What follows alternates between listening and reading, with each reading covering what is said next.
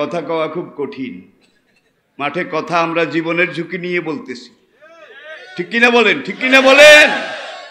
বহু মাহফিল কথা বলতে পারি না, মাহফিলে গেছি, পুলিশকে হুজুর নামিয়েন না। আপনার ওয়াজ শুনতে চাইছিলাম, নেটে শুনি, ইন্টারনেটে শুনি, ইউটিউবে শুনি, কিন্তু নসিবে নাই, হুজুর নামিয়েন না, আমাদের কিছু করার নাই। এমন অবস্থা তো বোধহয় নাই।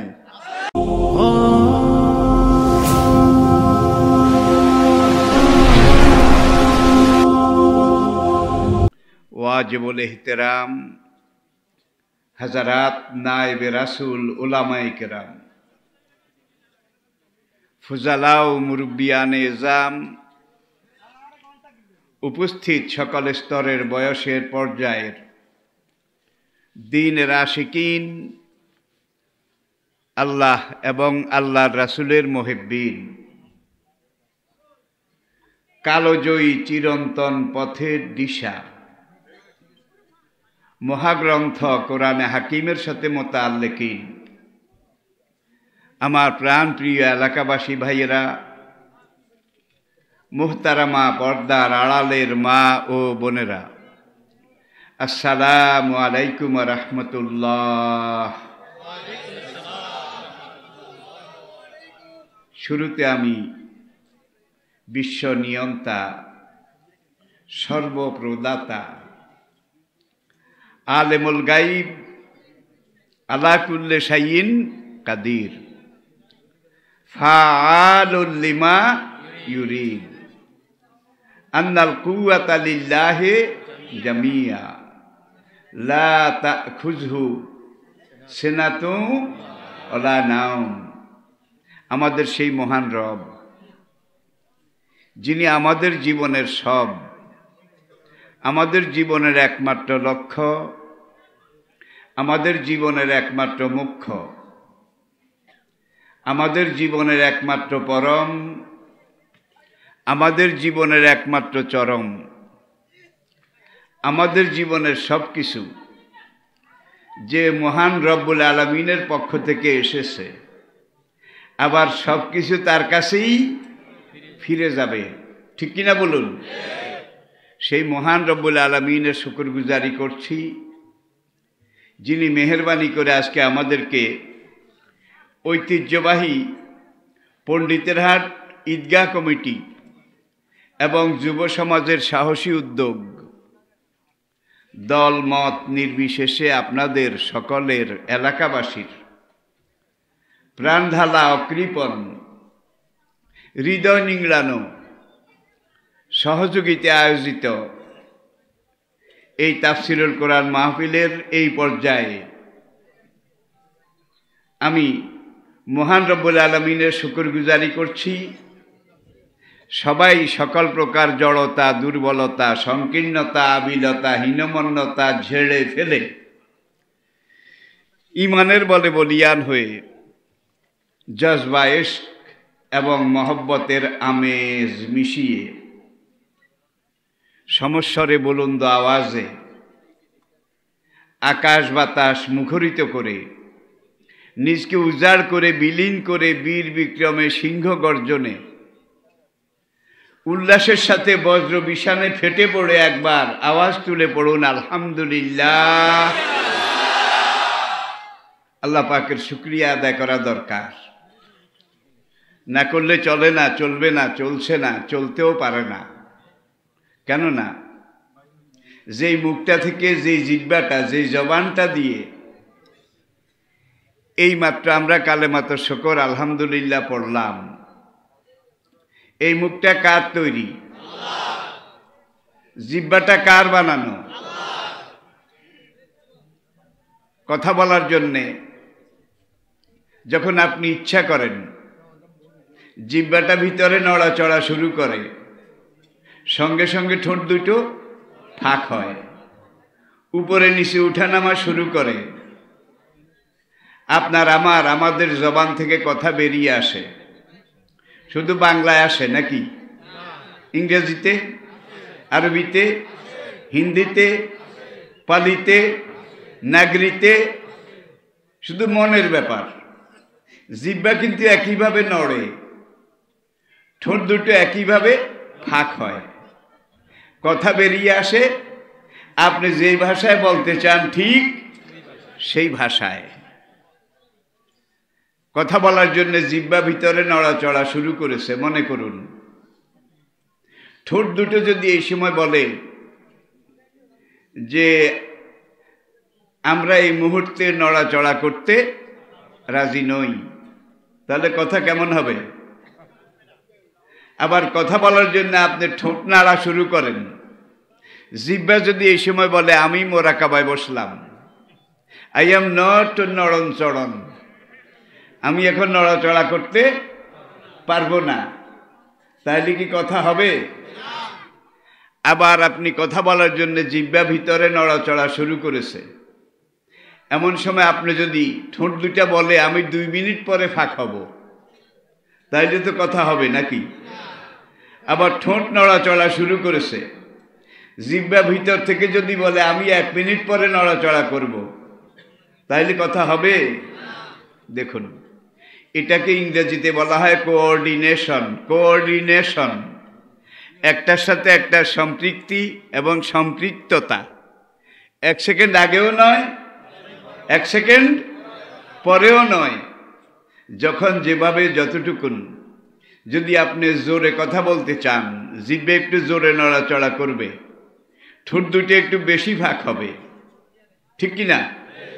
আবার যদি ধীরে কথা বলতে চান, জিহ্বা একটু ধীরে নড়াচড়া করবে, ঠোঁট দুটো অল্প ফাঁক হবে, ঠিক কিনা বলেন?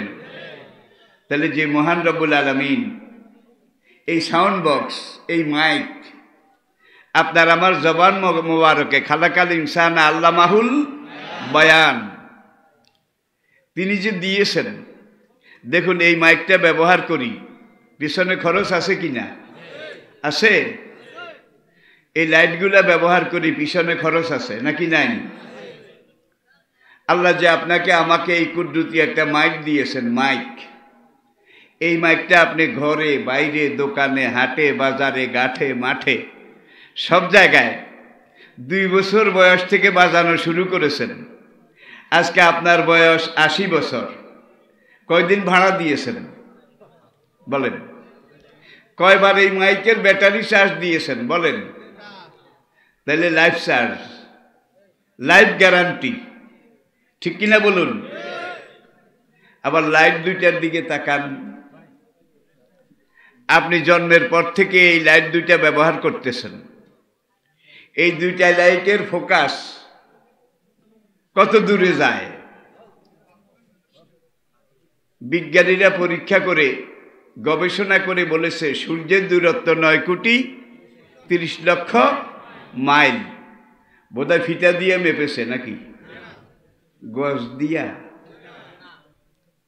নোয়াখালীর লোকেরা বলে মাপার খাতা কিলাই, মাপার খেতা কিলাই। তবে অজাজ না সেরা যাও ও হাজা, এই আয়াতের ব্যাখ্যা দিতে গিয়ে অতীতের সকল মুফাসসিরিনে কেরাম, আমি মহাশূন্যে মহাকাশে জ্বলন্ত প্রদীপ্ত উত্তপ্ত একটা জ্বলন্ত জ্যোতির্পিণ্ড সৃষ্টি করেছি। সেরা যাও ও হাজা, প্রদীপ্ত, জ্বলন্ত, উজ্জ্বল। বিজ্ঞানীরা এটা নিয়ে গবেষণা করেছে, যুগের পর যুগ, বছরের পর বছর, শতাব্দীর পর শতাব্দী গবেষণা করে তারা যেই কথাটা বলেছে, সূর্য একটা জ্বলন্ত অগ্নিকুণ্ড। বৈজ্ঞানিকগণ বলেন সূর্য একটা জ্বলন্ত গ্যাসের সমষ্টি। সূর্যটা গ্যাসে জ্বলে, আর সূর্যটা জ্বলে বলেই আমরা আলো পাই, উত্তাপ পাই, ঠিক কিনা বলেন? সূর্য যদি নিভে যায়, পুরা দুনিয়ার সব কিছু শেষ, নিভে যাবে, খতম হয়ে যাবে। প্রতি সেকেন্ডে 30 কোটি ton hydrogen gas, I repeat, আবার বলছি, সূর্যটাকে এইভাবে জ্বালিয়ে রাখতে 1 সেকেন্ডে 30 কোটি টন হাইড্রোজেন গ্যাস লাগে। মিনিটে, ঘন্টায়, দিনে, মাসে, বছরে, শত বছরে, হাজার হাজার বছরে। আর সূর্যের উত্তাপ, টেম্পারেচার, এটা কদ্দূর? বিজ্ঞানীরা এটাকে গবেষণা করে বলেছে 30 কোটি ডিগ্রি সেলসিয়াস। ভাইরে ভাই, দুনিয়ার কোনো আগুনে এই উত্তাপ নেই। 30 কোটি ডিগ্রি সেলসিয়াস, ফারেনহাইট। সেকেন্ডে লাগে 30 কোটি টন হাইড্রোজেন গ্যাস। বছরে লাগে কত টন? একদল বিজ্ঞানী বলল, কোন দিন জানি গ্যাস শেষ হয়ে যায়। গ্যাস শেষ হয়ে গেলে তো চেরাগ নিভে যাবে। চারদিকে গ্যাস কি পরিমাণ রিজার্ভ আছে, এটাকে একটু তোমরা পরীক্ষা নিরীক্ষা করে দেখো।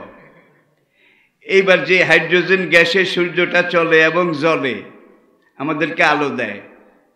সূর্যের চতুর্দিকে তারা গবেষণা, অ্যানালাইসিস, রিসার্চ করে তারা স্বীকার করেছে আরো 500 কোটি বছর, আরো 500 কোটি বছর সেকেন্ডে 30 কোটি টন গ্যাস জ্বালিয়ে রাখার মতো গ্যাস সেখানে মজুদ আছে, রিজার্ভ আছে। তাইলে হাতি যত বড়, হাতির রাখাল মালিক সেও তত বড়, ঠিক কিনা বলেন? সূর্য প্রাণের উৎস, আলোর উৎস, এটা আমরা জানি। কোরআনের আয়াত সূর্য সম্পর্কে যতগুলো আয়াত কোরআনে আল্লাহ পাক নাজিল করেছেন, একটা সূরা আছে আশ-শামস। কি? আশ-শামস, দি সান, সূর্য। আরেকটা আছে দি মুন, কি? আল কামার। আরেকটা আছে দি স্টার্স, নক্ষত্র। আছে না নাই? নজম, নজম আছে নাকি নাই? একটা সূরা আছে দি আয়রন, দি আয়রন, লোহা। 1500 বছর পরে আজকে দুনিয়া প্রমাণ করলো কোরআনে 114টা সূরা, আপনারা জানেন। 114টা সূরার একবারে মাঝখানে 57 নম্বর সূরা, এটা হইল আল হাদিদ। কি? আল হাদিদ, লোহা, দি আয়রন। তাহলে 57, 57, 114, একবার ঠিক মাঝখানে। ওয়ানজালনাল হাদিদ ফিহে বাসুন শাদীদ। আমি লোহা সৃষ্টি করেছি, এই লোহার মধ্যে আমি রব্বুল আলামিন তোমাদের জন্য সবচেয়ে বড় শক্তি রেখে দিয়েছি। আজকে 1500 বছর পরে, কোরআন নাজিলের 1500 বছর পরে সারা দুনিয়া স্বীকার করলো এবং দেখতে পেল লোহা ব্যবহারে যেই জাতি যত এক্সপার্ট, লোহা এটা ব্যবহারে যেই জাতি যত বেশি পণ্ডিত, লোহার ব্যবহার যেই জাতি যত বেশি পারে, সেই জাতি বর্তমান পৃথিবীতে সবার চেয়ে শক্তিশালী। কি? জঙ্গি বিমান বানাতে লোহা লাগে না? অ্যাটম বোমা, হাইড্রোজেন বোমা, এগুলার কভারিং লোহা ছাড়া কোনোটা? বন্দুক, রাইফেল, মেশিন গান, ক্ষেপণাস্ত্র, কি লোহা ছাড়া কোনটা হয় বলেন? এই যে আমি কথা বলতেছি, এখানে এতগুলো ক্যামেরা আপনারা দেখতে পাচ্ছেন, এগুলোও তো লোহার তৈরি নাকি?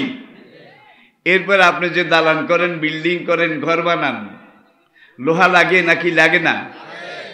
সমুদ্রে যে জাহাজগুলো চলে লোহা ছাড়া বোধহয় বানায়। আকাশে যে উড়োজাহাজগুলো চলে, এই জাহাজের ইঞ্জিনগুলো মূল শক্তি লোহা নাকি অন্য কিছু? লোহা। আজকে সামরিক দিকে ওই জাতি সবার উপরে, যেই জাতি লোহার ব্যবহার ভালো জানে, ভালো বুঝে, তাহলে কোরআনের বাসুন স্বাধীন। এই লোহার মধ্যে আমি রব্বুল আলামিন বিশাল শক্তি রেখে দিয়েছি। আবার দেখুন, হুয়াল্লাযী ইউরিকুমুল বারকা খাওফাও ও তমা। যখন আকাশে বিদ্যুৎ চমকায়, আমরা যেটাকে বলি খালা ঝিলিক নাকি, এই যে বিদ্যুৎ চমকে মেঘে মেঘে ঘর্ষণ খায়, এই বিদ্যুৎটার মধ্যে আমি আল্লাহ তোমাদের জন্যে এই বিদ্যুতে রেখে দিয়েছি তমান, অনেক লাভ, অনেক শক্তি আমি আল্লাহ এই বিদ্যুতের মধ্যে রেখেছি। তবে সাবধানে ধরিও, তালে বেতালে ধরলে কিন্তু এক শটে তোমার 12টা বাজায় দেবে। বিদ্যুতের ধর্ম 1500 বছর আগে কোরআন বলছে, ইয়াকাদুল বারকু ইয়াকতাফু আবসারাহুম। বিদ্যুতের মধ্যে আল্লাহ এমন শক্তি রেখে দিয়েছেন যে শক্তিটা লোহার শক্তির চাইতেও অনেক বিশাল, অনেক বড়। আপনারা জানেন যে কোরআন নাজিলের পরে হাজারাত সাহাবায়ে কেরাম তারা রাসূলের কাছে শুধু কোরআন পড়েছেন। তখন কোনো স্কুল কলেজ বিশ্ববিদ্যালয় কিছুই ছিল না। মসজিদে নববীর লাগোয়া বারান্দা একটা মাদ্রাসা রাসূল করেছিলেন, সোফা মাদ্রাসা, আজও আছে। যারা গেছেন তারা রওজা শরীফের অপোজিটে দেখতে পাচ্ছেন, লোহার গ্রিল দিয়ে এইভাবে ঘেরা। এখানে কোনো কোনো সময় 70 জন, কোনো সময় 300 জন পর্যন্ত সাহাবা। ইনাদের মধ্যে আবার কিছু সাহাবা ছিলেন যারা হোল টাইমার, যাদের বাড়ি নাই, ঘর নাই, সংসার নাই, দিনে রাতে 24 ঘন্টা তারা নবীর কাছে শুধু কোরআন শিখেন, হাদিস শিখেন। তাহলে কোরআনটা কি? ইনহাজা ইল্লা যিকরুল লিল আলামিন নয় এই কোরআন, বরং বিশ্বমানবের চেতনাবাণী। তাহলে দেখুন, অচেতন মানুষ বেঘরে তারা ঘুমিয়েছিল, পড়েছিল, তারা মদ খেত, সুদ খেত, ঘুষ খেত, জুয়া খেলত, সকল রকমের নেশায় তারা বিভোর ছিল। জেনা, ব্যভিচার, খুন, ধর্ষণ, যুদ্ধ বিগ্রহে তারা মত্ত ছিল। ঠিক কিনা বলেন? মানুষ সত্য বলতে কিছুই ছিল না। কোনো মা বাবার ঘরে যদি মেয়ে সন্তান জন্মগ্রহণ করত, তখন মা বাবা দুইজন পরামর্শ করে এই রাত পোহাবার আগেই নিজের হাতে গর্ত কুড়ে ওই মেয়েটাকে জীবিত দাফন করে ফেলত, জীবিত। কোরআন এসে বলল, এজাল মাউদাত সোয়েলাত বেআইয়ে জামবিন কোতেলাত। আল্লাহু আকবার।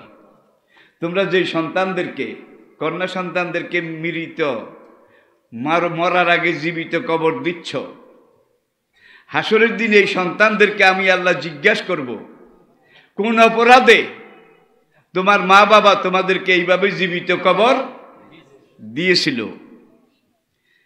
জীবিত কবরটা কেন দিত? কারণ দেশে কোনো আইন কানুন ছিল না, কোনো মানুষত্ব ছিল না, আদর্শ তো ছিলই না।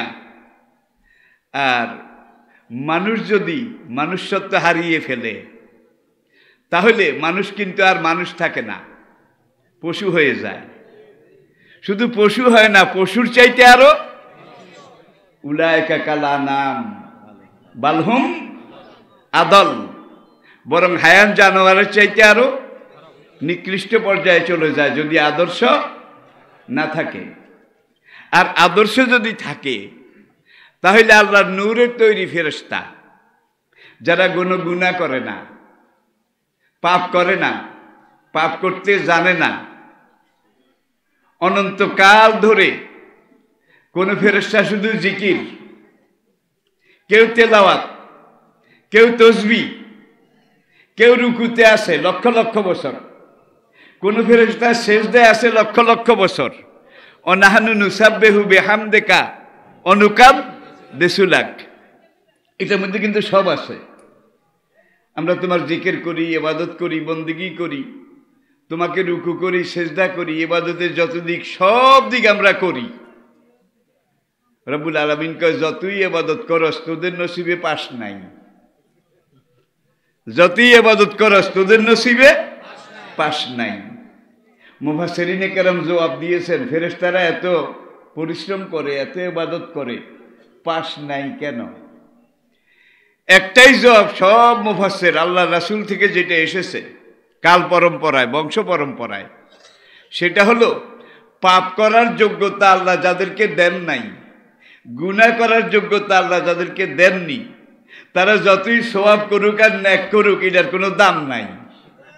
ঠিক কিনা বলেন? আবার দেখেন গরু আপনার, শিম ক্ষেত ডাইল ক্ষেতটাও আপনার। সকালবেলা গরু ঘরের দরজাটা খুলে গরুটার রশিগুলো এইভাবে গুটিয়ে হাতে নিয়ে আপনার ডাইল ক্ষেতের কিনারে নিয়ে গেলেন।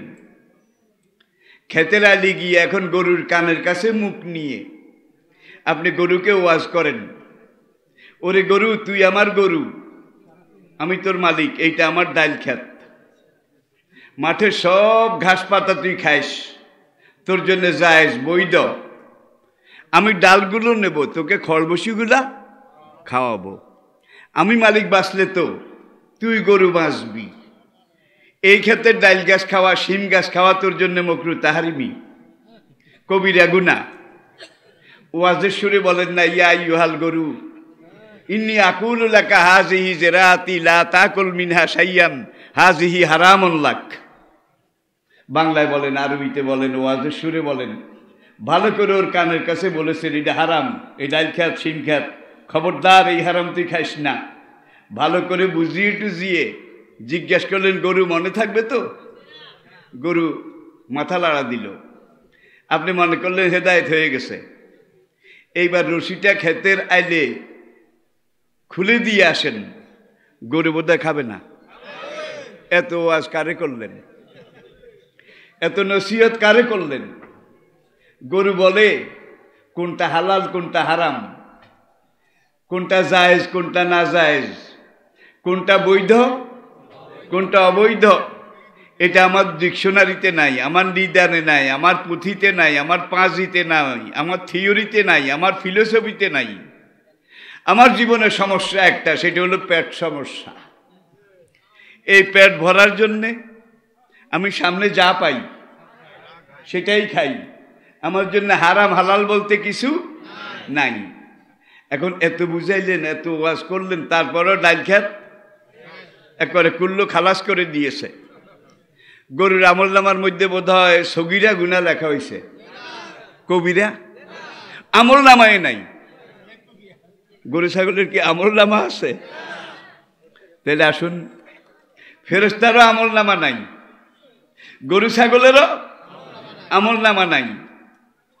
হায়ান জানোয়ার, শিয়াল কুকুর, ওরা শুধু খারাপটা করতে জানে, ওরা শুধু খারাপটা করতে জানে, ফেরেশতারা শুধু ভালোটা করতে জানে। ঠিক কিনা বলেন? কিন্তু আল্লাহ বলেন যে ফেরেশতাদের পাশ নাই, গরু ছাগলের ফেল নাই। ফেল নাই কেন? ফেল নাই, পাশ করার যোগ্যতা যাদেরকে আমি দেই নাই, তারা ফেল করলেও ফেল না। ঠিক কিনা বলেন?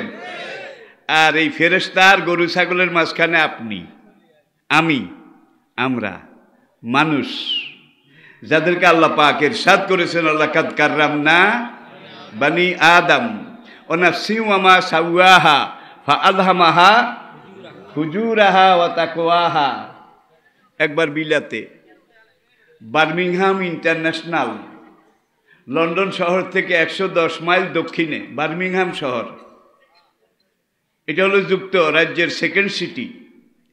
সেই বার্মিংহাম ইন্টারন্যাশনালে আল্লাহ দাতা হলে একটা সেমিনারে আমি যখন বক্তব্য রাখলাম, আমার বক্তব্যের বিষয়বস্তু ছিল মানবতা এবং দানবতা।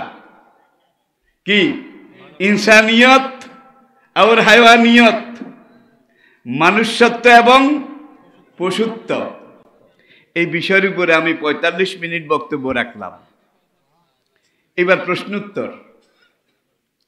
এক খ্রিস্টান ভদ্রলোক আমাকে প্রশ্ন করলো, অনারেবল মাওলানা, দয়া করে আমাকে একটা প্রশ্নের জবাব আপনি দেবেন। আপনার বক্তব্য আমার কাছে খুবই যৌক্তিক, খুবই পছন্দ হয়েছে।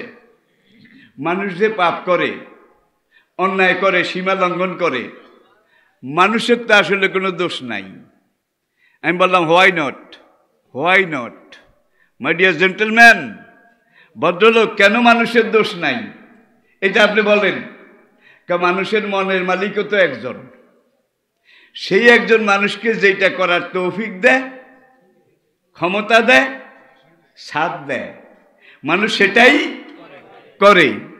আমাদের দেশে এই কথাটা আরেকভাবে আছে, ছায়াবাজি পুতুল রূপে বানাইয়া মানুষ যেমনি নাচাও তেমনি নাচি।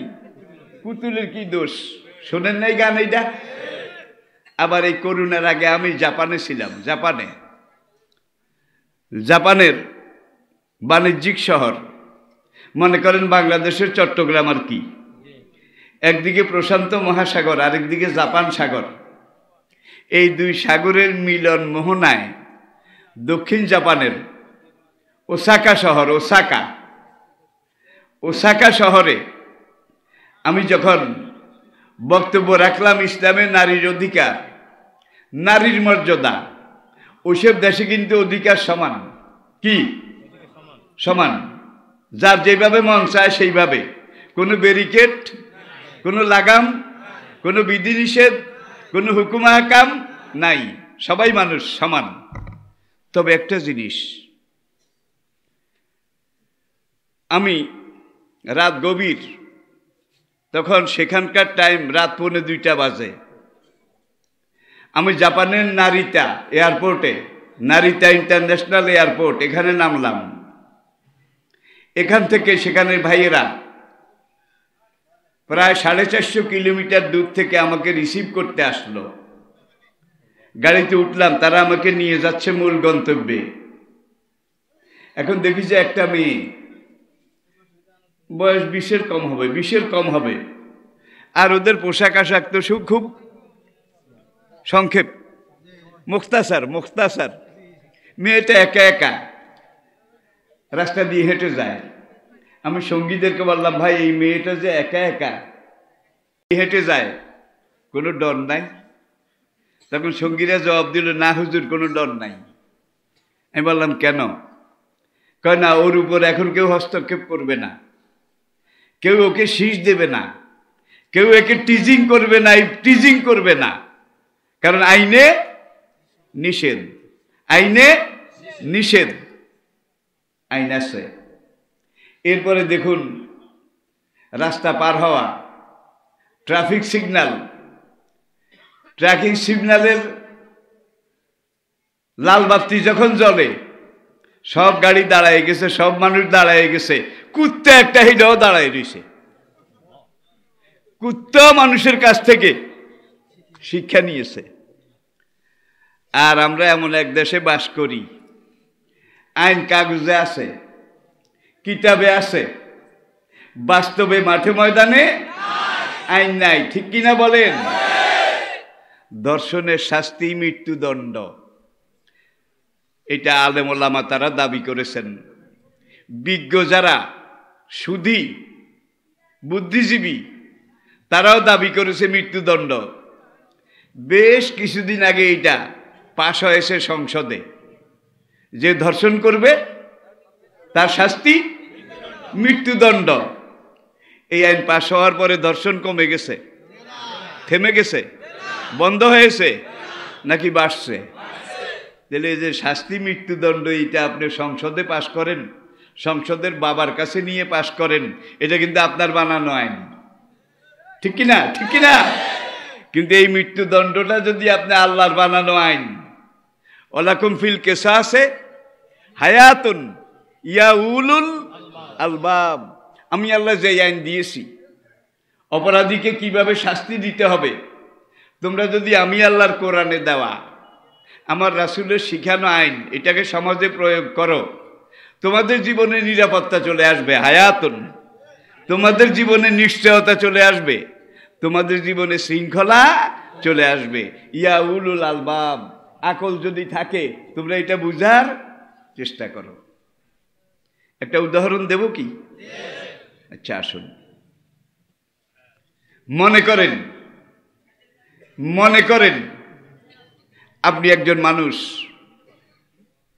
এখন আপনি একজন মানুষ হিসাবে আপনি জানলেন, বুঝলেন, দেখলেন সমাজে পাপ হচ্ছে, জেনা হচ্ছে, ব্যভিচার হচ্ছে, নারী নির্যাতন হচ্ছে, ধর্ষণ হচ্ছে, আর নেশার ব্যাপারে জিরো টলারেন্স, এটা সরকারের পলিসি। এখন দেখা যায় নেশা বোধহয় বন্ধ হয়ে গেছে, জোরে বলেন। দিন যত যাচ্ছে নেশা কমছে। দেখা যায় মানুষের আইন দিয়ে কোনোদিন কোনো মানুষ সমাজ কন্ট্রোল করা যায়নি, অতীতেও যায়নি, এখনো যায় না, ভবিষ্যতেও যাবে না।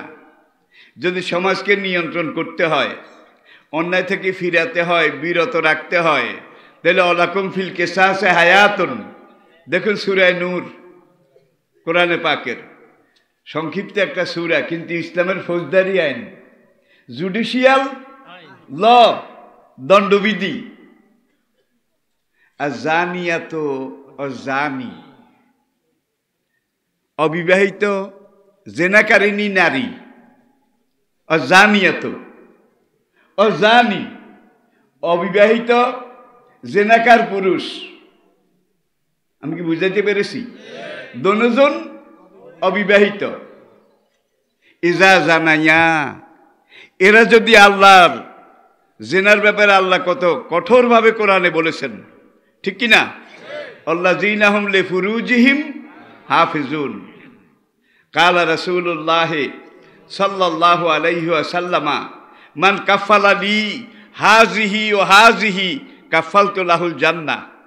নবী আপনাকে বলছেন, আমার যুবক ভাইয়েরা লক্ষ্য করুন, আমার যে উম্মত আমাকে দুইটা জিনিসের নিশ্চয়তা দেবে, হাযিহি ও হাযিহি, একটা তার উপরের অঙ্গ আর একটা নিচের অঙ্গ, এই দুইটার খেয়ানত করবে না, এই দুইটার অপব্যবহার, অন্যায় ব্যবহার করবে না, হারাম পথে ব্যবহার করবে না।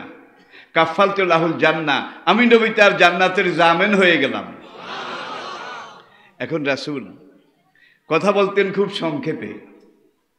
নবীর ওয়াজ নসিহতগুলা দেখেন, 2 মিনিট, 5 মিনিট, 7 মিনিটের উপরে কোনো বক্তব্য নাই। এবারত কম, কিন্তু ব্যাখ্যা আসমান জমিন, বিস্তারিত। নবীজি জীবনে লম্বা ভাষণ একটাই দিয়েছেন, বিদায় হজের ভাষণ, 27 মিনিট। 27, যেটাকে আজকে দুনিয়া স্বীকার করে মানবাধিকারের মহাসনদ, মানবাধিকারের মহাসনদ। বিদায় হজ্জে আল্লাহ নবী যে নির্দেশনাগুলো জাতিকে, আমাদেরকে, বিশ্ববাসীকে দিয়েছিলেন, তাহলে হাজিহি ও হাজিহি, একবার হুজুর উপরের দিকে আঙ্গুল, আবার নিচের দিকে। এখন সাহাবায়ে কেরাম সবাই তো আর জেহেন সমান না, কি কেউ বুঝেছে, কেউ বুঝে না, হাজিহি ও হাজিহি। এখন এই হাদিসটাই আরেক সনদে, আরেক বর্ণনা পরম্পরায়, আরেক লাইনে, আরেক চেইনে আরেকজন রাবি এই হাদিসটাই রাওয়ায়াত করেছেন। কালা রাসূলুল্লাহ সাল্লাল্লাহু আলাইহি ওয়াসাল্লামা মান কাফালা লি মা বাইনা রিজলাইহি ওয়া মা বাইনা শাফাতাইহি কাফালতু লাহুল জান্নাহ। আল্লাহু আকবার। আল্লাহ যেই বান্দা, আমি যে নবীর যেই উম্মত, আল্লাহর নির্দেশ মানার জন্য, আমি নবীর ইতাআত করার জন্য তার 2 ঠোঁটের মাঝখানের একটা অঙ্গ, এটাকে হেফাজত করলো। কোনটা? জিহ্বা। কাউকে ছুরি দিয়ে আপনি 1.5 ইঞ্চি 2.5 ইঞ্চি ঢুকাইয়া দিছেন, এটাকে সিলাই করা যায়, হাসপাতালে নেওয়া যায়, এটাকে চিকিৎসা করা যায়, ঠিক কিনা বলেন? কিন্তু জিহ্বা দিয়ে কারে এমনভাবে আপনি আঘাত করেছেন, এটাতে কোনো সিলাইও করা যায় না, মলমও লাগান যায় না। কারণ চাকু ছুরি দায়ের আঘাত বাইরে লাগে, আর জিহ্বার আঘাত কলবে লাগে, হৃদয়ে লাগে, যেখানে কোনো চিকিৎসা চলে না, ঠিক না বেঠিক? খবরদার কুড়াল দিয়ে কোবাইয়েন, দরকার হইলে, যায় যেটা বলছি না, জিহ্বা দিয়ে কাউকে কোপাইয়েন না, এটা কুড়ালের কোপের চাইতেও আরো মারাত্মক। আর নবী বলেন, দুই ঠোঁটের মাঝখানের একটা অঙ্গ, অমা বাইনারে জেলাই হে, দুই পায়ের মাঝখানের একটা অঙ্গ, বুঝেছেন বোধ হয়? এই দুইটার নিশ্চয়তা আমাকে যে দিল, আমার যে উম্মত দিল, কানা মা ইয়া ফিল জান্নাহ, সেই উম্মত আমি নবীর সাথে একই জান্নাতে যাবে। আল্লাহু আকবার, আল্লাহু আকবার। এখন আসুন আবার ওই আগের কথায়, অবিবাহিত তরুণী আর অবিবাহিত তরুণ, যুবক যুবতী, ইজা জানাইয়া, এরা যদি জেনা করে, এরা যদি ব্যভিচারে লিপ্ত হয়, তাহলে ফাজলে দু কুল্লা ওয়াহিদি মিনহুমা মেয়াতা জালদা, তাদের এক একজনকে 100 দৌড়া, কত 100 দৌড়া, 100 বেত্রাঘাত করো। দৌড়া আপনাদেরকে আমি এখন বুঝাইতে পারবো না, কারণ দৌড়ার গঠন আর প্রণালী এগুলা বলতে গেলে আবার আধা ঘন্টা দরকার। হযরত ওমরের দৌড়ার নাম শুনলে তদানীন্তন দুইটা সুপার পাওয়ার রোম এবং পারস্য থরথর করে কেঁপে উঠত। বাবারে বাবা, ওমরের দৌড়া, কোনো কনসেশন নাই, কোনো কনসিডারেশন, ওমরের দৌড়া ডাইরেক্ট। ঠিক না বে ঠিক? কথায় কথা চলে আসে। তাইলে যদি অবিবাহিত হয়, তারা যদি ব্যভিচার করে 100 দৌড়া মারো। আর জানি লাইয়ানকেহু ইল্লা জানিয়াতান, যেই যুবক যেই যুবতীর সাথে জেনা করেছে 100 দৌড়া মারার পরে সেই যুবক ওই যুবতীকে অবশ্যই বিবাহ করিতে বাধ্য থাকিবে। কি? কারণ তুমি এটাকে উচ্ছিষ্ট বানিয়েছো। আইনটা চিনেন? আইনটা আইনটা এবার ওদের বুঝে গেছেন। আইনটা করছ। রায়পুরে আমার ছাত্র জীবনে এক হুজুর ছিলেন, বলতো লাডি মারা মালানা, লাডি মারা। তিনি বলতেন তোর আইনটা তুই খা, ইয়াই ইয়াই খা। তুই যখন এটাকে এটো বানিয়েছিস, উচ্ছিষ্ট বানিয়েছিস, তোর উচ্ছিষ্ট তোকেই খেতে হবে, এটা অন্য কোনো চরিত্রবান মানুষ খাবে না। তাইলে অবিবাহিত হইলে 100 দৌড়া মারাও, বিয়া পড়াইয়া দাও। ঠিক কিনা? আবার দেখুন এর বিপরীতে আর শায়েখ হওয়া শায়েখাতে এজা জানাইয়া, বিবাহিত নর আর বিবাহিতা নারী এই দুইজন যদি জেনা করে, ফারজে মুহুমা নাকালাম মিনাল্লাহ, তাদের কমর পর্যন্ত গেড়ে পাথর মেরে মাথার মগজ উড়িয়ে দাও। অবিবাহিত হইলে 100 দৌড়া মারো, তওবা করে বিয়ে পড়াইয়া দাও। আর বিবাহিত হইলে কমর পর্যন্ত গেড়ে পাথর মেরে তাদেরকে হত্যা করো। একই জেনা, বিচার কিন্তু দুই রকম। আমি কি বুঝাতে পেরেছি? দুই রকম বিচার হইল কেন? আগের দুইটা ছিল অভাবসর, আগের দুইটা অভাবসর, আর শেষের দুইটা স্বভাবসর। বিবাহিত বউ আছে, তারপরেও যখন ওইটা করেছে দেখা যায় অভাবে করে নাই, স্বভাবে করেছে। ঠিক কিনা বলেন? অভাবসরের বিচার একরকম, স্বভাবসরের বিচার আরেক রকম। অভাবসর দেশের জাতির কোনো ক্ষতি করে না। আপনার ক্ষেতের 2টা করল্লা নিয়ে গেছে, একটা মূলা তুলে নিয়ে গেছে, কিছু ধনিয়া পাতা তুলে নিয়ে গেছে, ব্যক্তির একটু গায়ে লাগে, জাতির কোনো ক্ষতি। কিন্তু স্বভাবসর, এরা মূলাও চুরি করে না, করল্লাও চুরি করে না। শশীবাজায় ইজি চেয়ারে বসে কলমের খোসায়, এক এক খোসায় কোটি কোটি টাকা তারা মেরে দেয়, বিদেশে পাচার করে দেয়। ঠিক কিনা বলেন? ইসলামের ফৌজদারি আইন। কুরাইশ বংশের একটা মেয়ে, এইমাত্র ইসলামী রাষ্ট্র ঘোষণা হয়েছে মদিনায় হিজরত করার পরে। কুরাইশদের একটা উপশাখা বনু মখজুম গোত্র, বনু, ওলামায়ে কেরাম জানেন, বনু মখজুম কুরাইশদের উপশাখা। এই বংশের একটা মেয়ে চুরি করেছিল, বেশি কিছু না, ছোট্ট একটা বদনা, বদনা ইব্রিক, তাফসীরে লিখেছে ইব্রিক, ছোট একটা বদনা। এখন নবীজির কাছে বিচার আসলো, এটা ইসলামের প্রথম বিচার কিন্তু। তাহলে এইমাত্র ইসলামী রাষ্ট্র কায়েম হয়েছে, চোর ধরা পড়েছে। কি চোর?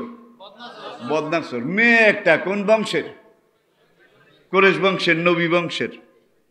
এখন আল্লাহ নবী রায় দিয়ে ফেললেন, আর সারে কা তো ফাক্তাউ, চোর বা চুরুনি তাদের হাত কেটে দাও। নবী রায় দিলেন, মেয়ে যখন চুরি করেছে, চুরি প্রমাণিত হয়েছে, হাত কেটে দাও। উমরের মতো সাহাবী সেখানে, আবু বকর রাদিয়াল্লাহু তাআলা আনহুর মতো সাহাবী তাদের উপস্থিতিতে। এখন সাহাবীরা একটু কানাঘুষা করেন, ফিসফাস করেন, এইমাত্র ইসলামী রাষ্ট্র কায়েম হয়েছে।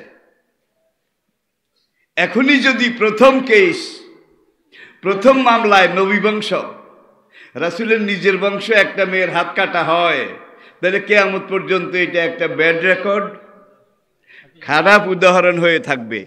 ইসলামের নবী কোরআনের আইন নিয়ে এসেছে, আর প্রথম বিচারে তার নিজের বংশের মেয়ের হাত কাটা গেছে, একটা খারাপও লাগবে, একটা বদনামও হবে। ইয়া রাসূল আল্লাহ। এখন উমরে বলে, রাসূলকে বলার মতো সাহস আমার নাই। নিয়ারেস্ট ম্যান আবু বকর, তাকে কেউ কেউ বললেন, আপনি গিয়ে হুজুরকে বলেন, কোরআনে তো আরেকটা আয়াত আছে, আউদিয়াতুন মুসাল্লামাতুন। দেখেন, একটা হলো কেসাস, আরেকটা হলো দিয়ত, ক্ষতিপূরণ। ক্ষতিপূরণ জরিমানা, কি ক্ষতিপূরণ। এখন এই দুইটাই তো ফৌজদারি আইন। এখন নবী বংশ, রাজবংশ, কুরাইশ বংশ, রাসূলের বংশ, প্রথম মামলায় যদি এই মেয়ের হাত কাটা হয়, কিয়ামত পর্যন্ত একটা রেকর্ড হয়ে থাকবে। হুজুর, হাত কাটার আইনটাকে মুলতবি করে ক্ষতিপূরণ, দিয়ত এটা করা যায় না? যায়েদ ইবনে হারেসা রাদিয়াল্লাহু তাআলা আনহু হুজুরের একেবারে খাস খাদেম। আবু বকর উমর গিয়ে যায়েদের কানে কানে বললেন যে, আমরা সাহস পাই না, ভাই তুমি গিয়ে রাসূলের কাছে কথাটা বলো। যায়েদ ছেলে মানুষ, তারা শিখাইয়া দিছে, যাইয়া হুজুরের কানে কানে কয়, আবু বকর উমরে এই কয়, হুজুর আত্মা না কেটে ক্ষতিপূরণটা আপনি রায় দিয়ে দেন। শোনার সঙ্গে সঙ্গে নবীজির চেহারা মোবারক লাল হয়ে গেল। নবীজি বললেন, লাউ আন্না ফাতেমাতা বিনতে মুহাম্মাদিন সারাকাত, আমার মেয়ে মোহাম্মদও যদি চুরি করতো, লাকাতা তো ইয়াদাহা, আমি তার হাতও কেটে ফেলতাম। এটা ইসলামের আইন। আর আজকাল যত চোর ধরা পড়ে, সব মেনসেরুমিয়া, নিজের মানুষ, নিজের লোক, নিজের মানুষ, ঠিক কিনা বলে? কারোকে বিচার হয় না। আপনার বাড়ির সামনে একটা ক্ষেত, এখানে একটা খারাপ ঘাসের ঝাড় উঠলো, ঝাড়। এখন জমিনটাকে যদি আপনি ঠিক রাখতে চান, তাহলে এই ঘাসের মোড়াটা কি করতে হবে? পানি ঢালতে হবে বোধ হয়, নাকি একরে বাড়াইল? লা তাজার আলাল আরদি মিনাল কাফিরিনা দাইয়ারা। নূহ আলাইহিস সালামের এই দোয়ার মতো এমনভাবে খন্তা বাড়াইল মেরে উঠাইতে হবে, যাতে একটা শিকড়ও যদি থাকে, এইটাও কিন্তু পরে আবার ভাইরাস হবে, ঠিক কিনা? মূল সুদ্ধা, পাপের মূল সুদ্ধা উপড়ে ফেলতে হবে। এখন একটা দুইটা এই ঘাস জমিনে উঠেছে, আপনি এখনই বাড়াইল মেরে, কোদাল মেরে এগুলো যদি উঠায় ফেলেন, আপনার জমিনে আর ঘাস হবে না। এখন যেখানে ঘাসের মুড়া যেটা গজায়, সেইটারেই সবাই পানি ডালে, সেটারেই তারা সার দেয়, সেটারেই লালন করে, সেটারেই ক্ষমা করে, ঠিক কিনা? করতে করতে এখন দেখা যায় পুরা মাঠটাই আগাছায় ভরে গেছে, পুরা মাঠটাই জঞ্জালে পরিপূর্ণ হয়ে গেছে, ঠিক না বে ঠিক? প্রিয় ভাইরা দেখুন, আবার সূরা নূর, আযানিয়াত, অবিবাহিতা জেনাকারিনী নারী, জানিন, আর অবিবাহিত জেনাকার পুরুষ, এরা যদি জেনা করে, তাহলে এই শাস্তি যেটা এতক্ষণ বললাম। তাহলে জেনার ব্যাপারে নারীর কথা আল্লাহ আগে বলেছে, কি? আযানিয়াত, কার কথা আগে আর পুরুষের কথা পরে। এতে আল্লাহ আমাদেরকে যে জিনিসটা শিখাইছে, সমাজে যে জেনা হয়, ব্যভিচার হয়, ধর্ষণ হয়, নির্যাতন হয়, এই জন্য পুরুষের চাইতে নারী জাতি বেশি দায়ী, ঠিক কিনা? কয় বুক ফাটে তো মুখ ফাটে না, এটার নাম নাকি নারী। কিন্তু যখন বাইরের দিকে যায়, তখন ওড়না বারবার পড়ে যায়, একবার ওড়না উঠায়, আবার মানুষের দিকে চায়। কাসিয়াতিন আরিয়াতিন মুমিলাতিন মাইলাত রুসুহুন্না কাসনেমাতিল বখতে। এইভাবে লিপস্টিক, ঠোঁট পালিশ, ওঠ পালিশ, নেল পালিশ, পিতল পালিশ সব পালিশ লাগিয়ে টাগিয়ে চেহারাটাকে আরো আকর্ষণীয়, রঙিন, বিভিন্ন রকম সেন্ট মেরে মেরে এইটাকে আরো লোভনীয় করে তারপরে বের হয়। তার চুলগুলা খোলা। নারীদের চুলও কিন্তু সতর, 100 ভাগ সতর, ঠিক কিনা বলেন? প্রয়োজনে বের হতে পারবে, প্রয়োজনে, অপ্রয়োজনে না, মার্কেটিং এর জন্য না। এখন তো হাটে বাজারে যান, মহিলার জন্য দোকানে ঢুকা যায় না। তরকারি দোকানে যান, মহিলা কাস্টমারের জন্যে। পুরুষ কাস্টমার 2 রকম আছে। একরকম কাস্টমার আছে মহিলা কোনখানে হেন্দা ঢুক, আরেক রকম কাস্টমার আছে মহিলা দেখলে বেচারা ওই কিনারে খাড়াইয়া থাকে। দুনো রকম আছে না নাই? আল্লাহু আকবার।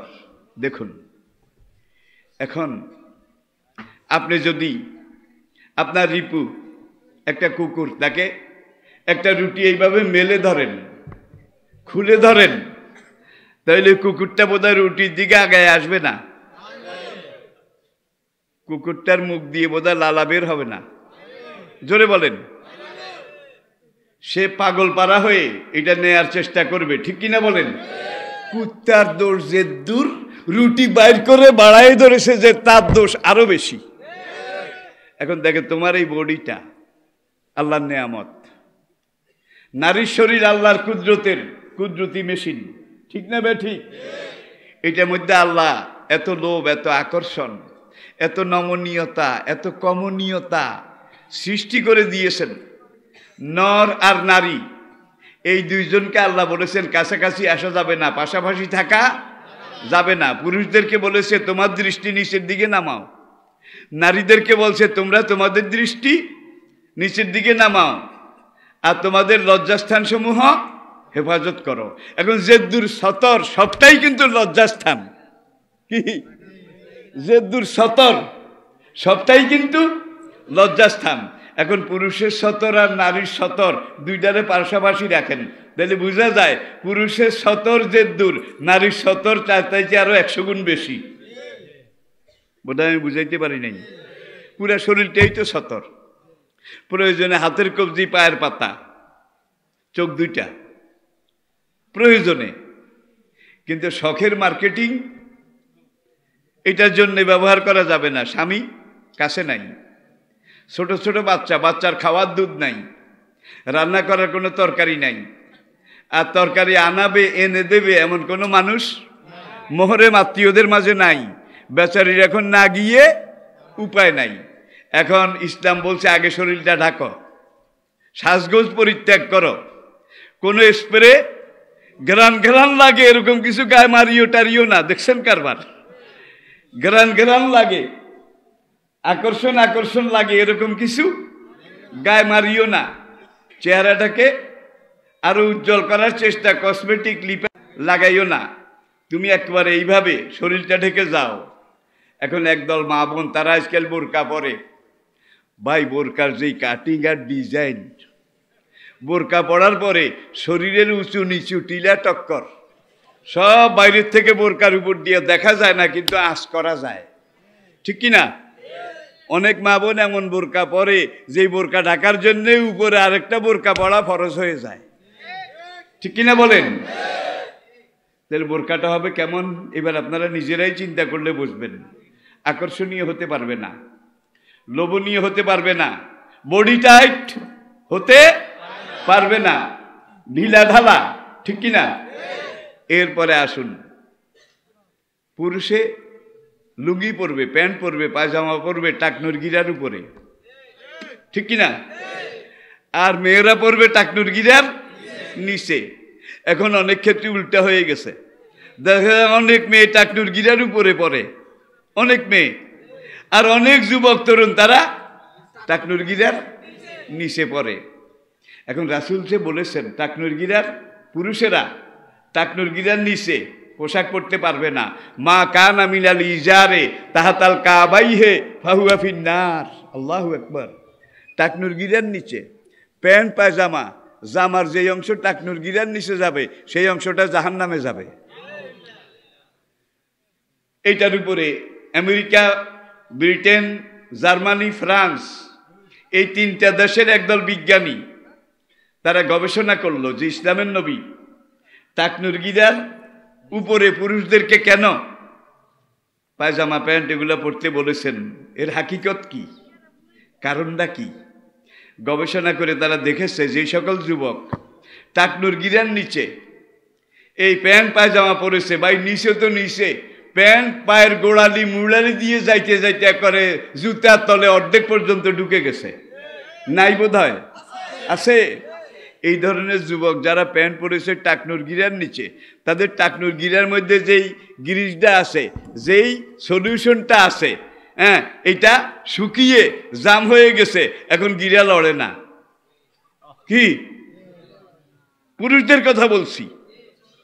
আর মেয়ে যারা টাকনুর গিরার উপরে পড়েছে, মেয়ে যারা টাকনুর গিরার উপরে পড়েছে নিচে পড়ে নাই, তাদের এখানের গিরিল এটা জ্যাম হয়ে গেছে, মোবিল শুকায়ে গেছে। তাহলে বোঝা যায় দর্শন আছে, ফিলোসফি আছে, যুক্তি আছে। আরেকটা উদাহরণ দেব ভাই, আপনারা হাসি দেন কিনা বলেন? হাসি দেন না? আমাদের নবী আমাদেরকে শিখিয়েছেন তোমরা যখন হাসি দাও তখন আলহামদুলিল্লাহ রাব্বিল আলামিন এইটা পড়ো। এইটা নিয়ে একদল লোকের চুলকানি শুরু হইয়া গেছে যে হাসি একটা বিরক্তিকর কিম্বুত কিমাকার। অনেক সময় হাসির চোটে মুখ দিয়ে লালা বের হয়, নাক দিয়ে ঘন ঘন শ্লেষা। হিঙ্গুল চিনেন? হিঙ্গুল হাসির সাথে বাইরে হয় কিনা? কি খারাপ একটা জিনিস। আর ইসলামের নবী খাইয়া দেয় কোনো কাম নাই। হাসি দিলে আলহামদুলিল্লাহ পড়তে কইছে।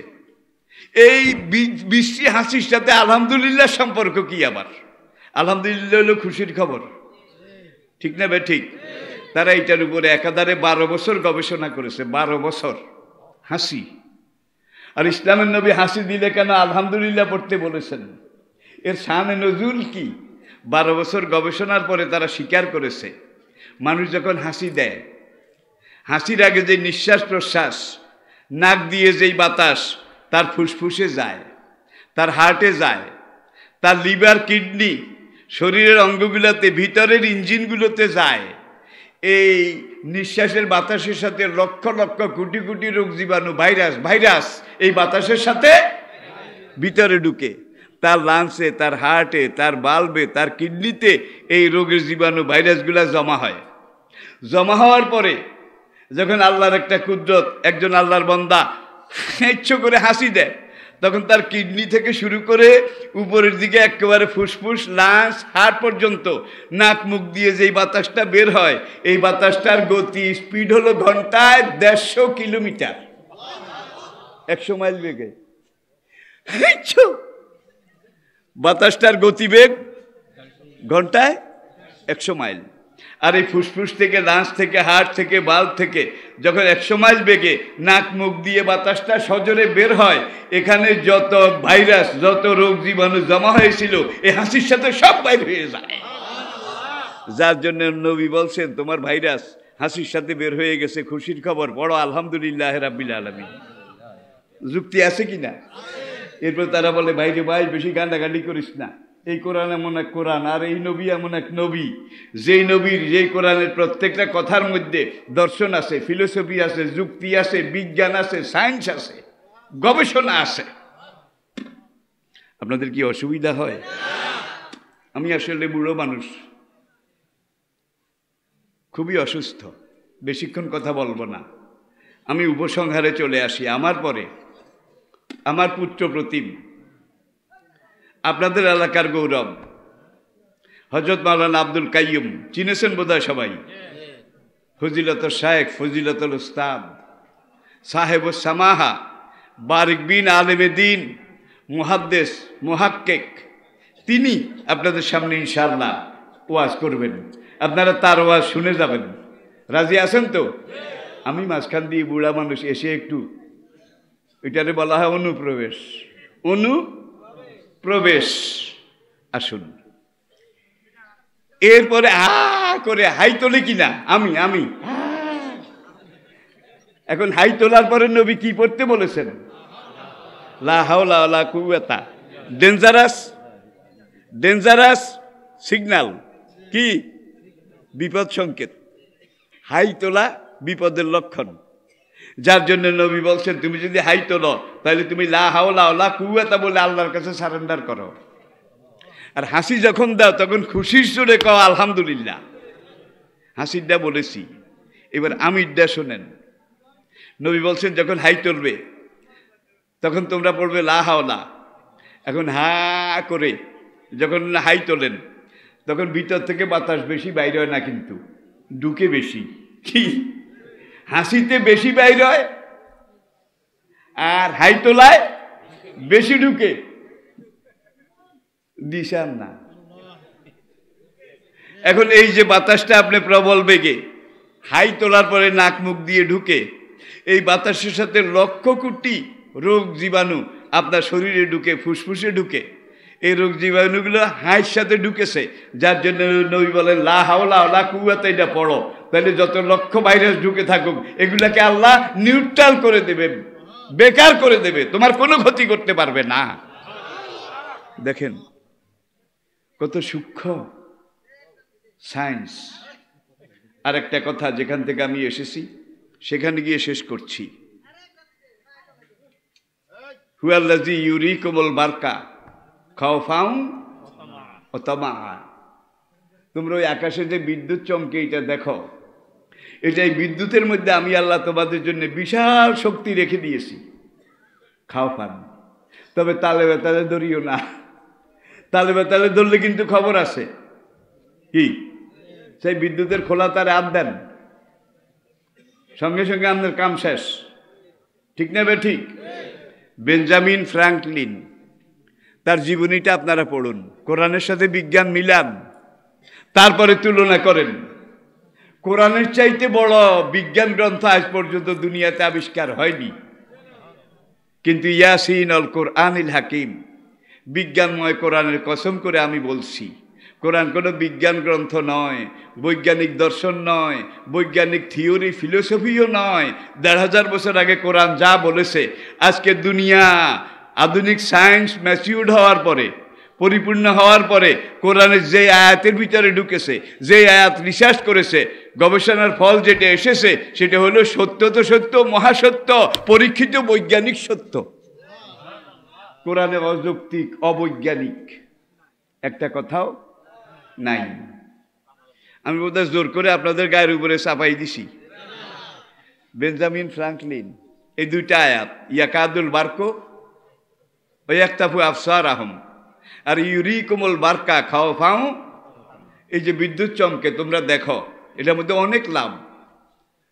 তবে উস্করি ধরিও, তালে বেতালে ধরলে কিন্তু এক লাতিয়ে এক শর্টে তোমার ১২টা বাজিয়ে দেবে। সে তার ২ বন্ধুকে নিয়ে 18 বছর এই দুইটা আয়াতের উপরে রিসার্চ করেছে। 18 বছর। আপনারা বেঞ্জামিন ফ্রাঙ্কলিন বিদ্যুতের ধর্ম আবিষ্কার করেছে, যে বিজ্ঞানী কোরআন গবেষণা করে সে বিদ্যুতের ধর্ম আবিষ্কার করে। কিভাবে? বৈশাখ মাস ছিল, আকাশে বিদ্যুৎ চমকায়, বজ্র ফাটে, ঠাডা পড়ে।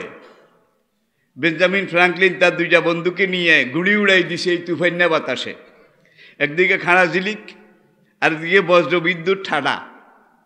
এখন বাতাসের তোড়ে গুড়ি দূর, বহু দূর, অনেক অনেক উপরে চলে গেছে। গুড়ির সুতাটা ছিল তামার তৈরি, চিকন তামার তৈরি। কিছু তামা, আবার কিছু অংশ লোহা, রেশমের মতো চিকন। নাডাই যেটা গুড়িকে কন্ট্রোল করে, নাডাইটা ছিল লোহার তৈরি। অ্যাটেনশন প্লিজ, একটু লক্ষ্য করুন গভীরভাবে। ঘুড়ি একবার মেঘের কাছে চলে গেছে, এমন সময় ঠাস করে ঠাডা একটা বসে বিদ্যুৎ চমকাইছে। বিদ্যুৎ চমকের সঙ্গে সঙ্গে বেঞ্জামিন ফ্রাঙ্কলিনের ঘুড়ির সুতার মধ্যে এসে বিদ্যুৎ লেগেছে। লাগার সঙ্গে সঙ্গে পুরো সুতাটা ইলেকট্রিফাইড, বিদ্যুতায়িত হয়ে গেছে। নাডাইটাও লোহার। খাইছে রে খাইছে, আরো খাইছে। এখন বেঞ্জামিন ফ্রাঙ্কলিন এতক্ষণ সুতা ছাড়ে, সুতা কন্ডে, এইভাবে আড়ে। যখন বিদ্যুতে শর্ট খাইছে, দিছে দৌড়। বন্ধুকা কি হয়েছে রে ভাই, কি হয়েছে, তুমি এরকম লাফাই লেখা? ভাই রে ভাই, পাইছিলাম। মোস্ট পাওয়ারফুল, এত হ্যান্ডম, এত শক্তিশালী, যদি ফেলে দিয়ে না আসতাম তাহলে এক আষাঢ়ে আমারে শেষ করে দিত। এই তাদের গবেষণার প্রথম ধাপ। বেঞ্জামিন ফ্রাঙ্কলিন তিনি নিজে লেখেন যে আবার কোরআনে আয়াত রিসার্চ করতে লাগলাম। রিসার্চ করার পরে আরো 6 বছর, 18 আর 6, এই পুরা সময়টা গবেষণা করে তাহলে বোঝা গেল লোহার ভিতর দিয়ে, তামার ভিতর দিয়ে, পিতলের ভিতর দিয়ে বিদ্যুতের আনা নেওয়া করা যায়। এখন আনা নেওয়া করতে হলে আবার আরেকটা জিনিস এখানে আছে, সেটা হলো ডাইরেক্ট লাগলে কিন্তু শর্ট করে। তাহলে বুদ্ধি কি, এইটারে কভারিং করতে হবে, বোরকা পরাইতে হবে। কি আমি বুঝাইতে পারছি? তার দ্বারে কি করতে হবে? বোরকা পরাইতে হবে। এখন এই বিদ্যুৎ যে আপনি সঞ্চালন করবেন, এই সুতার 2টা লড়া ছিল, 2টা, একটা নেগেটিভ আর একটা পজিটিভ, একটা মুজাক্কার আর একটা মুআন্নাস।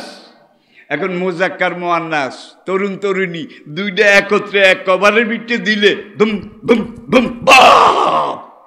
ফায়ার করে। খাইছে নেগেটিভ আর পজিটিভ 2টা একত্রে পাশাপাশি রাখা যাবে না। এখন পাশাপাশি থাকবে এমন একটা ব্যবস্থা করতে হবে যাতে একজন আরেকজনকে না দেখে। কি ব্যবস্থা?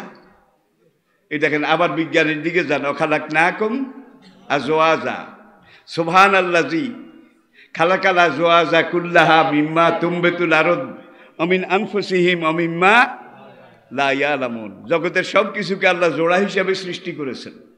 জোড়া ছাড়া কিন্তু আল্লাহর কোনো সৃষ্টি নাই। ঠিক না বে ঠিক? এখন এই বিদ্যুৎ এটাকে পাওয়ার পরে তারা এটাকে অ্যানালাইসিস করলো, পরীক্ষা করে দেখলো বিদ্যুতের অর্ধেক নেগেটিভ, অর্ধেক পজিটিভ, ইলেকট্রন প্রোটন, মুজাক্কার মুআন্নাস। বেঞ্জামিন ফ্রাঙ্কলিন দিল যে দোনোটারে আলাদা রাখা লাগবে। একটা আরেকটার যদি একটু চুল মাথার বেনিয়েও দেখে, দেখলেই কিন্তু ইফটিজিং শুরু করে। ইফটিজিং বুঝেন? এখন এইখান দিয়ে ওই নেগেটিভটার এখান দিয়ে একটু খোলা গেছে, ডিসকভার হয়ে গেছে। এখন ওই পাশ থেকে পজিটিভটা ছট ছট ছট ছট এই শুরু করছে ডিস্টার্ব। এটার নাম ইফটিজিং। ইফটিজিং করলে তো পথে পথে সব বিদ্যুৎ শেষ হয়ে যাবে। ঠিক না বে ঠিক? তাহলে নেগেটিভ পজিটিভ এই 2টারে আলাদা করো। এবার নেগেটিভকে এক লাইনে আনলো, পজিটিভকে আরেক লাইনে আনলো। দোনোরা পেশাপেশি করে একবারে গাও জড়িয়ে আছে, কিন্তু উপরে এমন কভার লাগাইছে কাছাকাছি পাশাপাশি থাকলেও একজন আরেকজনকে দেখার সুযোগ নাই। আছে নাকি?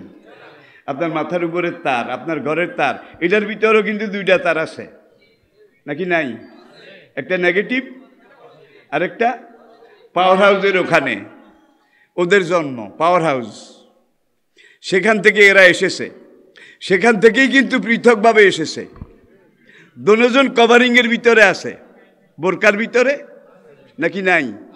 নাকি নাই?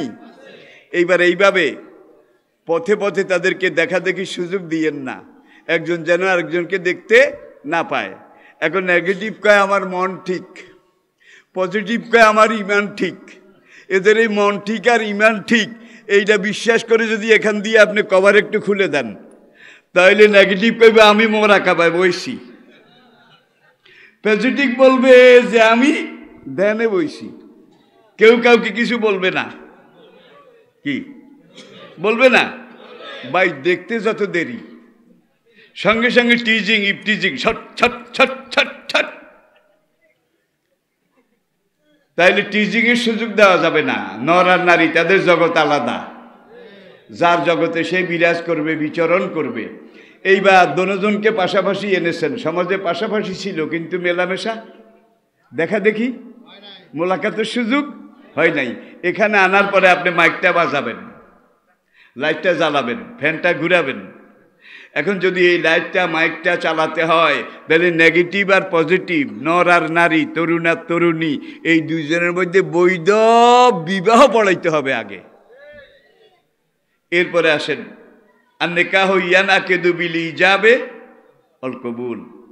এখন ইলেকট্রিশিয়ান, তার হাতে ফ্ল্যাশ একটা আছে নাকি নাই? এখন মাইকটা বাজাতে হলে, ফ্যানটা ঘুরাতে হলে মুজাক্কার মুআন্নাস, নেগেটিভ নর নারী তরুণ, এই দুজনের বিয়া পড়াইতে হবে। তাহলে বিয়া পড়াবার জন্যে আরেকটা জিনিস, সাল্লাল্লাহু আলা দুজনের মুখের কাপড় সরাইছে নাকি সরাই নাই? দুই আঙ্গুল তার কি করেছে কয় না, কভার হালাই দিছে, ঘুমটা খুলে ফেলেছে। একজন আরেকজনকে কয়, দেখ তুই স্বামী ও স্ত্রী, আমি বিয়া পড়াইতে চাই। এখন বিয়া পড়াইতে হইলে আবার এজেন্ট লাগে নাকি লাগে না? এখন এই ফ্লাশ এটা দিয়ে কয়, তুই রাজি? রাজি?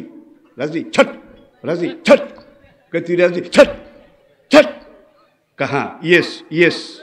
এজেন্ট পাওয়া গেছে, এবার বিয়া পড়া। নর নারী দুজন মিলাইয়া দিলেন। এইবার এই দোনোটার উপর দিয়ে কভার একটা, সারা দেশে কভার দুইটা আসিল। বিয়ার বাসরে এসে হুন্না লিবাসুল লাকুম ওয়া আনতুম, আল্লাহু আকবার। কি সায়েন্টিফিক রে বাবা, কি যৌক্তিক, কি বিজ্ঞান ভিত্তিক।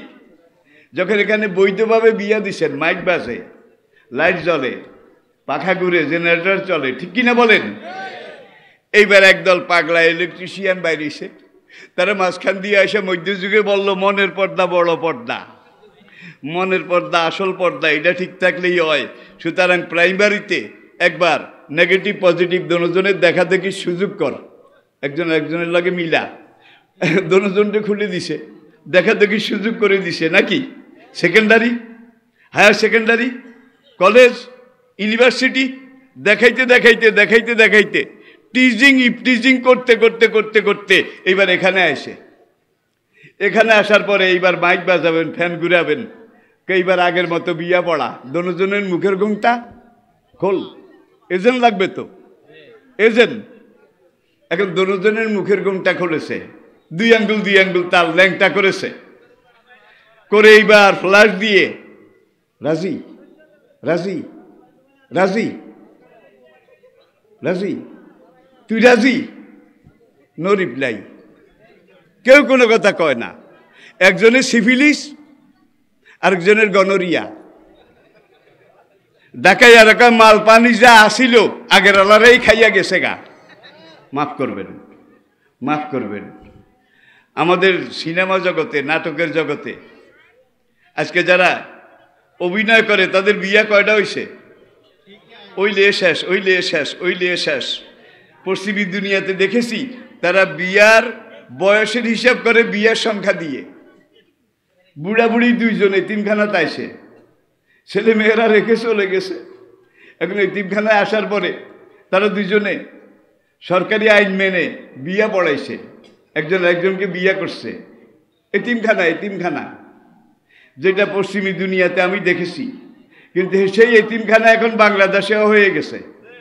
বুড়া বুড়ি তাদেরকে, ছেলে বিলাত থাকে, আমেরিকা থাকে, ছেলে ঢাকাতে ওসি, ডিসি, সচিব, আর মা বাবারে বৃদ্ধাশ্রম। এখন এই বৃদ্ধাশ্রমে দুইজনের বিয়ে হয়েছে। হওয়ার পরে এইবার একজন আরেকজনের পুরুষটাই জিজ্ঞাসা করে ওই বুড়িরে, সুন্দরী তোমার বয়স কত? বুড়িটা আবার কয়, তোমার বয়স কত আগে কও। এখন এই বুড়িয়া কয়, আসলে বয়স হিসাব তো ঠিক মতো জানি না। আমাদের এই জগতে এখন বিবাহের সংখ্যা দিয়ে মানুষ বয়সের হিসাব করে। তুমি আমার 57তম স্ত্রী, আর প্রথম বিয়ে যেদিন করি সেই সময় আমার বয়স আছিল 22 বছর। তাহলে এক এক বিয়ার বয়স যদি 1 বছর করে ধরি, তাহলে 57 বছর যোগ 22 বছর, এটা হইল আমার বয়স। বিয়া করলেই তালাক, বিয়া করলেই তালাক, ওইলেই তালাক। দেখেন দুনিয়ার দিকে তাকান, সেই তালাক বাংলাদেশেও কিন্তু এইভাবে পাইকারি শুরু হয়ে গেছে। পাইকারি, পাইকারি, ঠিক কিনা বলেন? এই তালাকের একটাই মাত্র কারণ, বিবাহ পূর্ব আর বিবাহ পরবর্তী নর নারী, তাদের এই জঞ্জাল, এই জেনা, অবাধ মিলামিশা। স্বামী সৌদি আরব, কুয়েত, কাতার, স্বামী ঢাকা, চট্টগ্রাম, সরকারি বেসরকারি চাকরি করে। আর বিদেশে যাওয়ার সময় এই বেচারা বোন নামে ব্যাংকে অ্যাকাউন্ট খুলে গেছে, বড় মোবাইল একটা কিনে দিয়ে গেছে, যেন কথা বলার সময় একজন আরেকজনরে দেখে লারে লাপ্পা হারে টপ্পা এটা করতে পারে, এইটা কিনে দিয়ে স্বামী বেচারা চলে গেছে। এখন এই মোবাইল দিয়া দিনে একবারও স্বামীর সাথে কথা কয় না, কথা কয় নাগরের সাথে। নাগর চিনেন? নাগর, নাগর। এই নাগরের সাথে কথা কইতে কইতে 2-4 মাস যাওয়ার পরে লাইন হয়ে গেছে, লাইন আপ হওয়ার পরে এটা সেটেল আপ, সিদ্ধান্ত হয়ে গেছে। বেচারা 2-3টা বাচ্চা রেখে আরেকজনের লাগে চলে গেছে। এরকম ঘটনা আপনাদের এলাকায় নাই? আছে আছে আছে ভাই। আমার কাছে মানুষ মশলার জন্য আসে, কৌমুকের বউ তমুকের সাথে চলে গেছে। কি হয়েছে রে? কখন হিয়ানো বিয়ে হয়েছে কোর্টে, ওই যে তমুকের লাগে গেছে কোর্টে বিয়ে হয়েছে। এখন আগে যে স্বামী আসছিল সে কি তালাক দিছে? কয় এটা জানি না। আমাকে গৃহস্থের গরু চোরে দড়ি পাকায়, গৃহস্থের গরু চোরে দড়ি পাকায়, বেচারা তো তালাকই দেয় নাই। এখন 101 বার যদি বিয়া পড়ায় কোর্টে, কোনো লাভ হবে? এখন দেখেন এই ঘরে যত সন্তান হবে সব জারজ হবে, সব অবৈধ হবে। আর এরা বড় হলে যখন বিয়া করবে, এরা আবার সংসার করবে, তখন এই জারজের ঘরে যেগুলো হবে এগুলো হবে জারুয়ার হুদ জারুয়া। খাস বাংলা কইলাম কি? জারুয়ার পুত জারুয়া। এই অবস্থায় এই ব্যভিচার, এই অবাধ মেলামেশা, বেপরদিকি, বেহামি, এটা যদি চলতে থাকে তাহলে জারজে দেশটা ভরে যাবে। এটাকে কেউ প্রতিরোধ করতে পারবে না। ইসলামী রাষ্ট্র কায়েম হয়েছে। নবী আগেই বলেছিলেন এমন এক আল্লাহর ব্যবস্থা আমি নিয়ে আসবো, কোরআন। যে কোরআনের সমাজ কায়েম হলে দেশের সবচাইতে সুন্দরী মেয়েটা উত্তর আরবের হাদ্রামাউত থেকে একাকিনী সেজে গুজে রওনা করে দক্ষিণ আরবের সানা পর্যন্ত, ইয়ামন পর্যন্ত আসবে, তার দিকে কেউ একবার চোখ তুলেও তাকাবে না। এই ঘটনা বাস্তবে হয়েছে নাকি হয় নাই? হয়েছে নাকি হয় নাই? আল্লাহু আকবার। আজকে পশ্চিমী দুনিয়া, ফিরিঙ্গি জগৎ, অমুসলিম জগৎ, সেখানে যুবক যুবতীর যেই অবস্থা, বাংলাদেশের অবস্থা তার চাইতে আরো কাহিল। কারণ যেই নেশা বাংলাদেশে চলছে রে বাবা, দুনিয়ার কোন সরকার, কোন দেশে আল্লাহর কসম এত নেশা নাই। সেখানে বিড়ি খাইতে হইলে রাস্তায় বিড়ি খাওয়া যায় না, হাঁটতে হাঁটতে বিড়ি খাওয়া যায় না, সিগারেট খাওয়া যায় না, দোকানে চা দোকানে বসে সিগারেট বিড়ি খাওয়া যায় না, গাড়ি ঘোড়ায় তো যায় না। আপনি এখন গাড়িতে উঠবেন, বিড়ি যদি বেশি খাইতে হয় তাহলে গাড়িতে ওঠার আগে এখানে একটা রুম আছে, এই রুমটার নাম হলো স্মোকিং কর্নার। যেতে যেতে বিড়ি খাইবা যেন হাঁদাই অন্তন খাইটাই, যেন অন্যের ক্ষতি না হয়, ডিস্টার্ব না হয়। তাইলে অন্যের ডিস্টার্ব আপনি করবেন, এটাকে বলে পাবলিক নিউসেন্স। আপনার অধিকার আপনি ভোগ করবেন, করেন, কিন্তু আরেকজনের অধিকার আপনি নষ্ট করতে পারেন না। পুরা দুনিয়াতে এই আইন আছে, কিন্তু ভাই আমাদের দেশে নাই। এরপর আসুন করোনা ভাইরাস। পুরা দুনিয়ার আজকে কি অবস্থা? সুপার পাওয়ার আমেরিকা নাকি সবচেয়ে বড় শক্তি, তাদের অবস্থা সবচাইতে খারাপ, সবচাইতে খারাপ। আমাদের পাশের দেশ, এই অঞ্চলের আরেকটা পরাশক্তি বললে অত্যুক্তি হবে না। আমেরিকার পরে ব্রাজিল 2 নম্বর, ব্রাজিলের পরে আমাদের বন্ধু দেশ, নাম কইতাম না, কারণ নাম কইলে আবার শাস্ত্রে আছে, হিন্দু শাস্ত্রে শ্বশুরের নাম, ভাসুরের নাম, স্বামীর নাম, এই 3টা নেওয়া শাস্ত্রে নিষেধ। এই 3 নাম যদি কোনো নারী মুখে আনে তাহলে শাস্ত্রে রৌরব নরক, রৌরব নরক, এই জাহান্নামে তাকে যেতে হবে। আগের কালের বুড়ি, ছেলের বউর কালাজ্বর, কালাজ্বর। পাশের গ্রামে এক কবিরাজ বৌদ্ধের কাছে গেছে যে বউর এই অবস্থা, বউ তো যায়, কবিরাজ মশাই কিছু দাওয়াই দেন। কবিরাজে 3টা বড়ি দিছে, এই শেষ কথা কিন্তু, 3 বড়ি দিয়া এরপরে বলে নিমের শাল শিলপাটায় বেটে মধু মেখে চেটে খেতে হবে। নিমের শাল শিলপাটায় বেটে মধু মেখে এই বড়ি খাইতে হবে। অনুপান বুড়ারা বুঝছেন, হোলা এনে বুঝতো না। এখন ওই বুড়ি বড়ি লইয়া বাড়ির দিকে আসে, অর্ধেক পথ আসার পরে কয় হ্যাঁ হ্যাঁ কি হয়েছে? যে তিন নাম লওয়া শাস্ত্রে মানা, যে তিন নাম মুখে আনলে রৌরব নরক ছাড়া, হাবিয়া দোজক ছাড়া আর কোনো গতি নাই। বউরে আমি কেমনে বুঝাবো?